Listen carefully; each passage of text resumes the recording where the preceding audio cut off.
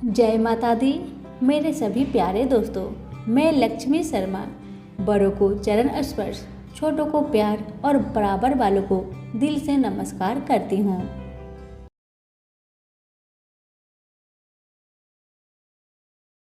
ओम नमः शिवाय। आज से आप सभी सुनेंगे श्री शिव महापुराण की कथा। शिव महापुराण की कथा सुनने के लिए हमारे चैनल को जरूर सब्सक्राइब करें। आज आप सभी सुनेंगे श्री शिव महापुराण की प्रथम अध्याय, प्रथम विधेश्वर संहिता। और इस अध्याय में सुनेंगे तीर्थराज में मुनियों का विराट सम्मेलन।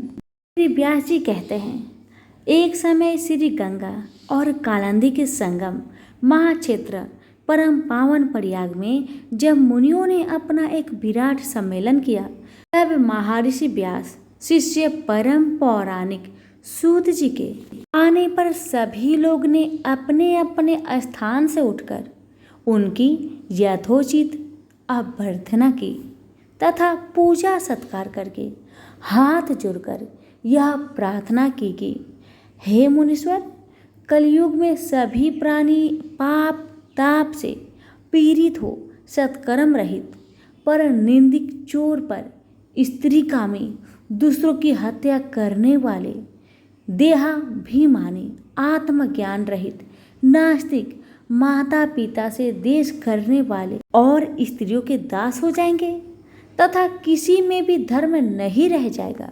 ब्राह्मण लोभी, वेद को बेचकर जीविका करने वाले, धन के इच्छुक और मद से मोहित, अपने जाति के कर्मों को छोड़ त्रिकाल संध्या न करने वाले, ब्रह्म ज्ञान से रहित, दयाहीन, आचार और व्रत का लोप करने वाले, कृषक, क्रूर और मलिन स्वभाव के हो जाएंगे। क्षत्रिय भी धर्म के विपरीत कुसंगी और पाप परायण होंगे। रन से कायरता, धर्म से विमुखता, चोरी, नीचता और दास्ताही मानो उनका धर्म हो जाएगा। भोगों की लिस्सा और कमनियों की दास्ता उनके जीवन का मुख्य ध्येय होगा तथा गो सेवा और शरणागत की रक्षा से वे विरत हो जाएंगे। प्रजा पालन से दूर और जीव हिंसा में उनकी बड़ी रुचि हो जाएगी। इस प्रकार वैसे भी संस्कारहीन, अपने धर्म से रहित, कुमार्गी और जैसे भी हो डंडी मारकर केवल धन कमाना ही अपना मुख्य धर्म समझेंगे और वे भी किसी अन्य की ओर कदापि ध्यान नहीं देंगे। वे गुरु देवता और ब्राह्मण से रहित, कामी, मालिन, असहाय वाले, मोहाच्छन्न और परम लोभी होंगे। ऐसे ही क्षुद्र भी अपने धर्म को छोड़ तिलक छाप लगा ब्राह्मण का सा आचार करने वाले, नकली तपस्वी, ब्राह्मणों के तेज हरता, शालिग्राम आदि पाषाण पूजक, होम कुर्ता, कुटिल, ब्राह्मणों के निंदक, धनवान, कुकर्मी, विद्वान, विवादी, धर्मलोपन, राजकृत, दंभी, महाभिमानी, क्रूर, वर्ण धर्म के नाशक, सर्व वर्णों से उच्च और दुष्कर्मी हो जाएंगे। इसी प्रकार स्त्रियों में भी धर्म का ह्रास हो जाएगा और वे तमोगुण से युक्त, जरवासी पति से विमुखी, माता पिता की भक्ति से रहित, दुराशय युक्त और नित्य रुग्ना रहा करेगी। तब ऐसे नष्ट बुद्धि संतानों की लोक परलोक में क्या दशा होगी तथा वे किस उपाय से सद्गति को प्राप्त होंगे। हे सूत जी, इस सम्मेलन में आप इस प्रकार प्रकाश डालिए, क्योंकि हम लोगों की इसी बात की बड़ी चिंता है कि जगत की आगे क्या दुर्गति होगी। परोपकार से बढ़कर दूसरा धर्म नहीं है, अतः इसके लिए जो सर्व सिद्धांतों से मान्य हो, ऐसे कोई सरल युक्ति आप बतलाने की कृपा कीजिए। व्यास जी कहते हैं कि मुनियों की ऐसी बात सुनकर परम पौराणिक सूत जी अपने मन में भगवान शंकर का ध्यान करते हुए बोले। सभी प्रेम से बोले, उमापति शंकर भगवान की जय। यहीं पर हमारी श्री शिव महापुराण विधेश्वर संहिता का प्रथम अध्याय समाप्त हुआ।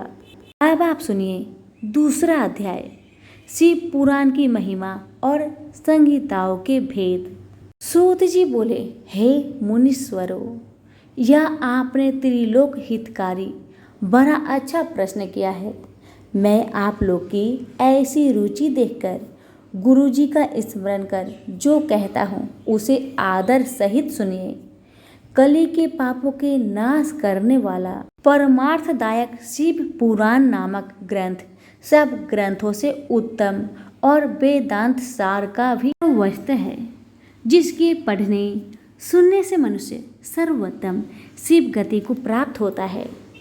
जब तक इन ग्रंथ का उदय नहीं हुआ है तभी तक कलि युग में ब्रह्म हत्यादिक पाप फैल रहे हैं। शास्त्रों के झगड़े, नाना प्रकार के उत्पात, क्रूर यम के भट्टों की निर्भयता, त्रिधों का विवाद, सत्यदान और देवताओं की मान्यता संबंधी विवाद तभी तक महितल पर हो रहे हैं जब तक श्री शिव पुराण का पृथ्वी पर उदय नहीं होता है। जब यह प्रत्यक्ष हो जाएगा तब शास्त्रों के परस्पर झगड़े आदि सभी इसकी गर्जना से समाप्त हो जाएंगे, क्योंकि भगवान वेद व्यास के कहे हुए इस पुराण का बहुत महत्व है। इसके कीर्तन और श्रवण से जो फल प्राप्त होता है वह सबका सब तो मैं नहीं कह सकता, किंतु उसका कुछ महात्म्य मैं आप लोगों से कहता हूँ। ध्यान देकर सुनिए। इसमें अपनी ओर से मैं कुछ नहीं कहूँगा, जो व्यास जी ने कहा है वही कहूँगा। व्यास जी ने कहा है, यदि शिव पुराण की एक या आधा श्लोक भी कोई पढ़ेगा तो वह पाप से छूट जाएगा, और यदि सावधानी से संपूर्ण पढ़े तो जीवन मुक्त हो जावे, और इसके अनुसार आचरण करे तो एक एक दिन में एक एक अश्वमेध का फल पावेगा। यदि कोई दूसरे भी श्री शिव पुराण की पूजा कर दे तो वह सब देवताओं की पूजा के समान फल प्राप्त करे। इसमें कोई संदेह नहीं है, क्योंकि शिव संहिता नामक इस सुधा को स्वयं श्री शिव भगवान ने उपनिषद रूपी समुद्रों को मथकर उसमें से निकाला है। अतः जो इसको पान करेगा वह निश्चय ही अमर हो जाएगा।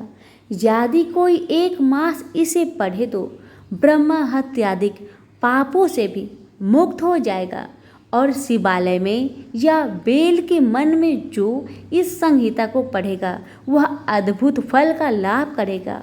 जो श्री भैरव जी की मूर्ति के सामने इसका 3 बार पाठ करता है उसके सभी मनोरथ पूर्ण होते हैं। यदि चतुर्थी के दिन निराहार रहे बेल के मूल में बैठकर इसे पढ़े तो शिव जी की पूजा के समान है, और उसकी देवताओं भी पूजा करते हैं। इसमें शिव जी के दिए हुए अर्थ, धर्म, काम और मोक्ष चारों पदार्थों का विवेचन और उनकी प्राप्ति का उपाय तथा शिव जी की लीला और विज्ञान सब कुछ निहित है। अतः एवं यह सब प्रकार के आदरणीय है। वेद और श्री ब्रह्मा जी की सम्मति के अनुसार श्री शिव जी ने ही पहले इस शिव महापुराण की रचना की। इसमें एक विश्वेश्वर संहिता, दूसरा रुद्र संहिता, तीसरा विनायक संहिता, चौथा उमा संहिता, पांचवा मात्र संहिता, छठवा एकादश रुद्र संहिता अथवा कैलाश संहिता, आठवां सत रुद्र संहिता, नौवा कोटि रुद्र संहिता, 10वां सहस्त्र कोटि रुद्र संहिता, 11वां वायव्य संहिता और 12वां धर्म संहिता। इतनी संहिताएं इस पुराण में सम्मिलित है। ये सभी पुण्यतर है। इनमें एक विधेश्वर, 2 रुद्र, 3 विनायक, ये तीनों संहिताएं 10-10 हजार तथा उमा और मातृ ये दोनों 8-8 हजार और एकादश रुद्र संहिता 13,000, कैलाश संहिता 6,000, शतरुद्र 3,000, कोटि रुद्र 9,000, सहस्त्र कोटि रुद्र 11,000, वायव्य संहिता 10,000 और धर्म संहिता 12,000, कुल 1,00,000 श्लोकों का यह शिव पुराण है। परंतु इसे शिव जी ने अब केवल 24,000 का ही सबके लिए रख दिया है और पुराणों में यह चौथा पुराण कहा जाता है। परंतु अब इसमें 7 संहिताएं ही प्रधान है। अन्यथा सृष्टि के आरंभ में शिव जी ने इसे 100 करोड़ श्लोकों में कहा था। यह अब 24,000 संख्याओं वाला शिव महापुराण केवल इन 7 संहिताओं में ही शेष रह गया है। यथा एक विधेश्वर संहिता, दूसरा रुद्र संहिता, तीसरा शतरुद्र संहिता, चौथा श्री कोटि रुद्र संहिता, पांचवा श्री उमा संहिता, छठा श्री कैलाश संहिता और सातवां वायव्य संहिता।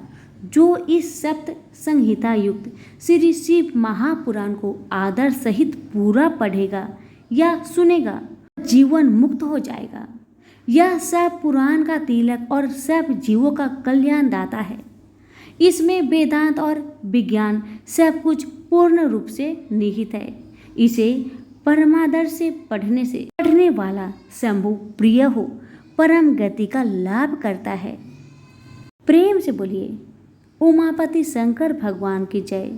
यहीं पर हमारी श्री शिव महापुराण विधेश्वर संहिता का दूसरा अध्याय समाप्त हुआ। अब आप सुनिए तीसरा अध्याय। श्री व्यास जी बोले, सूत जी के ऐसा कहने पर उन समस्त ऋषियों ने कहा, हे महामुनि सूत जी, यदि हमें अद्भुत वेदनासार महाशिव पुराण सुनाते तो आपकी बड़ी कृपा होती। मुनियों से ऐसा सुनकर शिव जी का स्मरण करते हुए सूत जी प्रसन्न होकर बोले, अच्छा तो अब आप लोग इस आनामय शिव महापुराण को ही सुनिए, जो समस्त वेदों का सार है और जिसमें भक्ति, ज्ञान और वैराग्य तीनों का वर्णन है। हे ऋषियों, पूर्व समय में जब पुनः पुनः कल्पों का क्षय होता गया और उसके पश्चात जब इस कल्प का प्रादुर्भाव हुआ, तब सृष्टि संबंधी कार्यों के आरंभ होने पर 6 कुलीन अर्थात 6 कर्मों के करने वाले उत्तम कुल के मुनियों में यह मतभेद उत्पन्न हो गया कि यह सबसे पर है या नहीं। तब इसके निर्णय के लिए वे लोग ब्रह्मा जी के पास गए।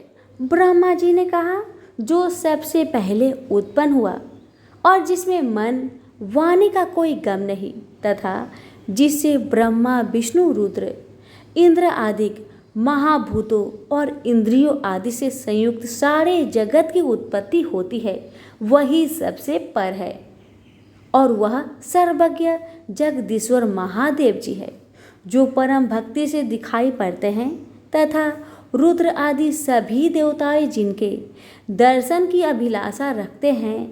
अधिक क्या कहूँ, शिव जी की भक्ति से संसार का जाल कट जाता है। उनके प्रसाद से भक्ति और भक्ति से ही उनके प्रसाद की प्राप्ति होती है। जैसे बीज से अंकुर और अंकुर से बीज की उत्पत्ति होती है।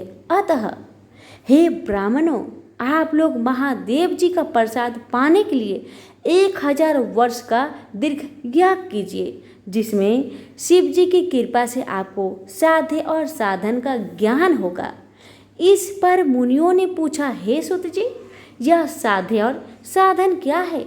तब ब्रह्मा जी ने कहा, साध्य शिव पद है और साधन उनकी सेवा करना, परंतु इसके लिए साधक को सर्वथा ही निष्प्रिय होना चाहिए। जब इस प्रकार वेद विधि से भगवान शिव की आराधना होती है, तब परमेश्वर पद की प्राप्ति हो जाती है और जो जैसा करता है उसे वैसा फल प्राप्त होता है। इन संबंध में स्वयं शिव जी ने भी कई निर्देश दिए हैं।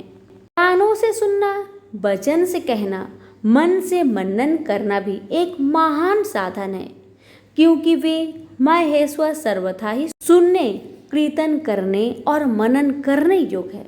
अतः साध्य तक पहुँचना हो तो साधन में डट जाना ही आवश्यक है। प्रत्यक्ष का ही विश्वास होता है। अतः एवं बुद्धिमान को चाहिए कि पहले गुरु मुख से श्रवण कर कीर्तन और मनन द्वारा शिव योग को प्राप्त हो। संभव है कि साधन में पहले तो कुछ क्लेश प्रतीत हो, परंतु पीछे आनंद मंगल ही प्रतीत होता है। तो प्रेम से बोलिए उमापति शंकर भगवान की जय। यहीं पर हमारी श्री शिव महापुराण विधेश्वर संहिता का 3रा अध्याय समाप्त हुआ। अब सुनेंगे 4था अध्याय।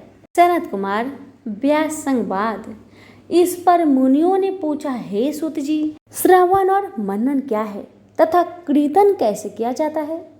ब्रह्मा जी ने कहा, ईश्वर के रूप, गुण, नाम और उनके विनाशों में अपनी पूजा और जप से रुचि बढ़ाना तथा निरंतर अपनी युतियों सहित अपने मन को उनके सम्मुख रखना मनन है।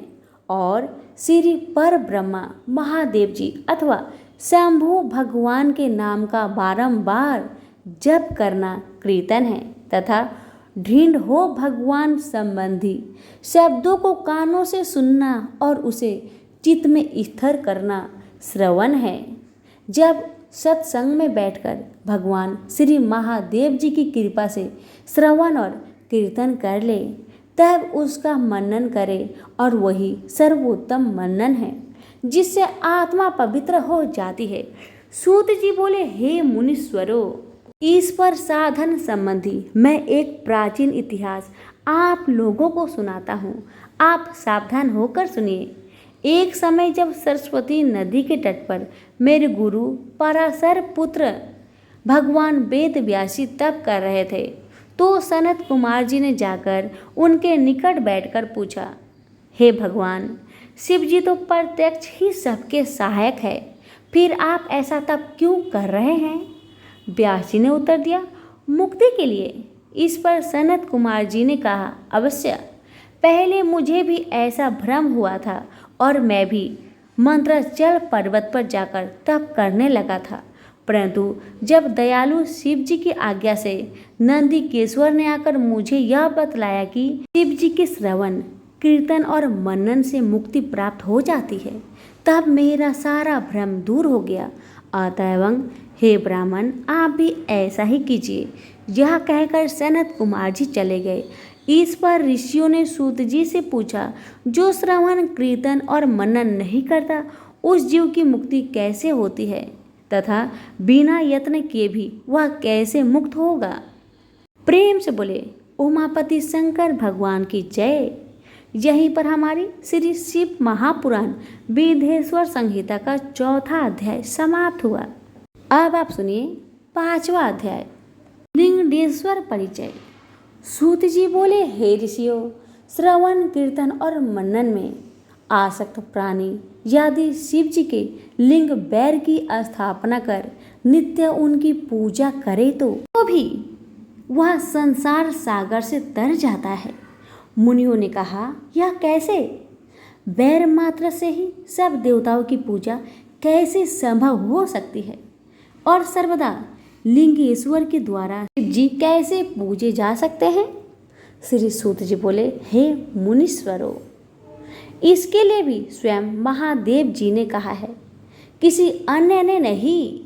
मैंने श्री गुरु के मुख से यही सुना है कि एक शिव जी ब्रह्म रूप और निष्कल अर्थात कला रहित और कला सहित भी है।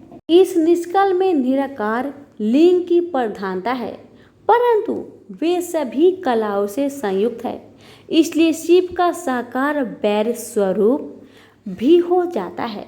और इस साकार और निराकार से ही शिव जी ब्रह्मा संग यज्ञ भी हो जाते हैं। इसी से लोग उनके दोनों स्वरूपों की पूजा करते हैं।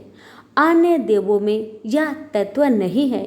यही कारण है कि वे निष्कल लिंग रूप से पूजित नहीं होते। ब्रह्मा पदवी तो केवल शंकर जी को ही प्राप्त है।